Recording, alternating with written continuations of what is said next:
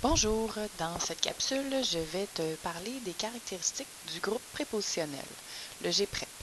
Alors, tu vas prendre ta grammaire à la page 107. On te présente un texte pour commencer dans lequel on a identifié les groupes prépositionnels en gras. Ce qui m'intéresse, c'est ce qu'il y a en bas. Donc, toi, tu as déjà lu ce texte-là. Ce qu'on te présente en bas, je vais te demander de prendre un surligneur et de venir surligner certaines des caractéristiques qu'on te présente déjà.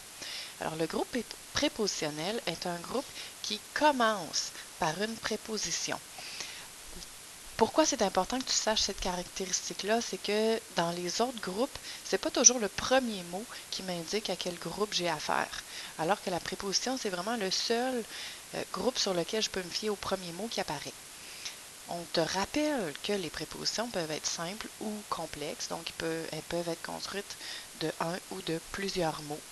Et aussi, ce qui est différent pour le groupe prépositionnel, c'est ma dernière phrase. On te dit la préposition n'est jamais seule.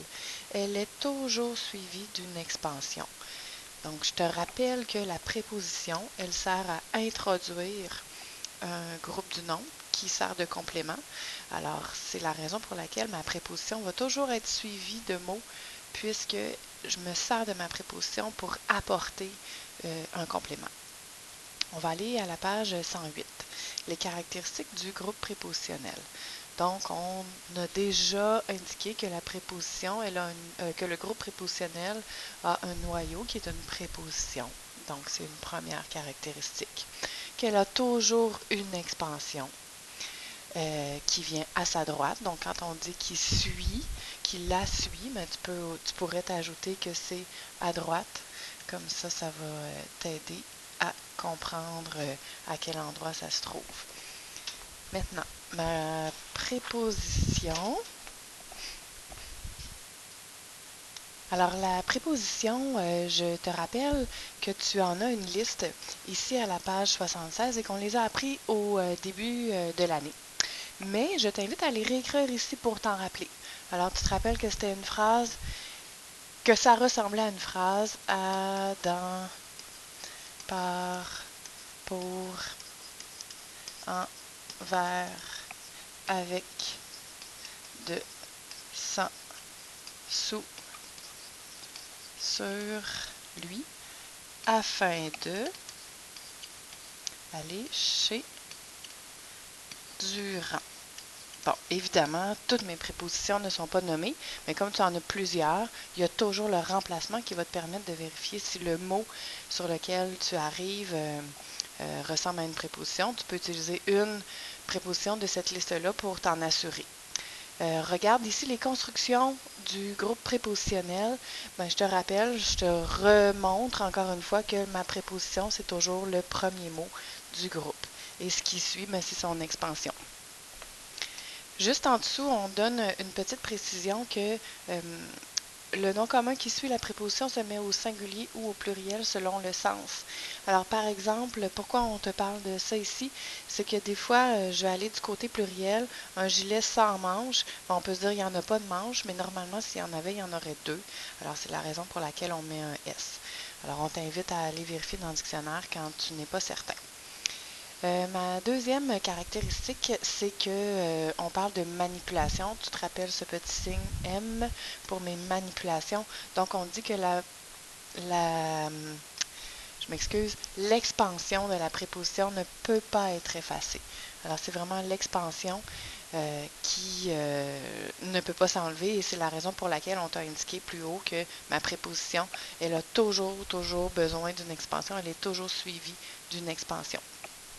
Je vais aller rapidement à la page 109. Alors, le petit tableau qui est ici, ce n'est pas nécessairement une caractéristique du groupe prépositionnel, mais c'est un élément que je trouve assez important.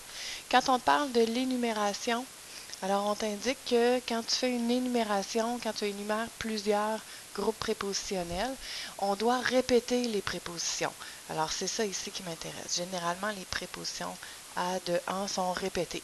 Donc, je vais aller à Chicago et à Miami. Alors, ce n'est pas nécessaire de venir surligner ça ici, mais je voulais quand même que tu le vois. Si tu énumères des groupes dont la préposition est le premier mot, tu dois les répéter à chaque morceau que tu énumères. Je vais ensuite à la page suivante. Ma page suivante, on parle des fonctions. Donc, à la page 110, à quoi ça sert mon groupe prépositionnel? C'est ça qu'on appelle des fonctions. Donc, c'est bien beau de reconnaître le groupe prépositionnel, mais il faut savoir à quoi il sert. Alors, j'ai plusieurs fonctions. Comme tu peux voir, j'en ai que tu vas voir davantage au deuxième cycle. Mais ce qui m'intéresse, c'est que je peux avoir un groupe prépositionnel qui va être complément indirect du verbe. Alors, oups, je vais prendre mon crayon. Ça, c'est le CI. Je vais te l'expliquer plus tard quand on va voir les fonctions des expansions dans mon groupe verbal. Mais le complément de phrase, tu l'as déjà vu. Hein, donc, mon C de P, on en parle depuis un bon moment déjà. Complément du nom, alors ça veut dire que ça va être l'expansion du noyau du nom, dans le GN. Alors, je vais regarder mon exemple. Juste pour que tu le vois comme il faut, j'ai effacé ce petit bout-là ici. Le parc attire des amateurs de randonnée. Alors ici, des amateurs de randonnée, c'est un groupe du nom. Et dans ce groupe du nom-là, mon noyau, c'est amateur, hein, c'est un nom. Et ça ici, de randonnée, c'est l'expansion du nom que j'ai ici. Donc ça, c'est mon expansion. Et cette expansion-là, ben, c'est un groupe prépositionnel. Et ce groupe prépositionnel, sa fonction, c'est de compléter le nom amateur. Alors, c'est pour ça qu'on va dire que c'est un complément du nom. Puisque ça complète les amateurs, on ne parle pas des amateurs de hockey ou des amateurs d'art, on parle des amateurs de randonnée. Ça vient donc compléter le nom amateur. Alors, complément indirect, complément de phrase, complément du nom, complément de l'adjectif, attribut du sujet, ça on ne l'a pas encore vu, et modificateur du verbe. Alors, ça peut venir modifier le sens de mon verbe. Ce sont donc toutes les fonctions du groupe prépositionnel. Maintenant, la tâche que je vais te demander d'accomplir concernant le groupe prépositionnel. Alors, dans la phrase suivante, ma phrase est un petit peu plus bas. Oups, on ne le voit plus à ce moment-là. Je vais tasser ça. Donc, dans la phrase suivante, ajoute un groupe prépositionnel qui va être complément de phrase. Ajoute aussi un groupe prépositionnel qui va être complément du nom ami.